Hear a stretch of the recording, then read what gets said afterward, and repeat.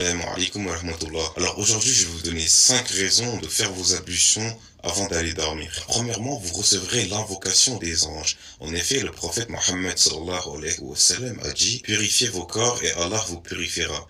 Car tout serviteur qui dort en état de pureté a un ange qui passe la nuit avec lui. À chaque fois qu'il se tourne dans son sommeil, l'ange dit: ô Allah, pardonne à ton serviteur, car il s'est couché en état de pureté. Alors le deuxième bienfait est que vous serez protégé contre les cauchemars. Hafiz ibn Hajar radiallahu anhu a écrit: celui qui dort en état d'ablution verra de meilleurs rêves. Un autre savant a également dit que celui qui dort en état d'ablution sera préservé des cauchemars. Le troisième bienfait est que vous serez préparé à être ressuscité le jour du jugement dernier en état de pureté. En effet, les savants affirment que le fait de dormir en état de wudu, c'est-à-dire en état d'ablution, est une manière de se préparer à la mort. Ibn Abbas radiallahu anhu a dit: veillez à dormir en état d'ablution, car les âmes seront ressuscitées dans l'état dans lequel elles ont été prises. Quatrième bienfait est que vous auriez la même récompense que si vous aviez fait la prière et le dhikr toute la nuit. En effet, celui qui se couche en état d'ablution et s'endort en faisant du dhikr,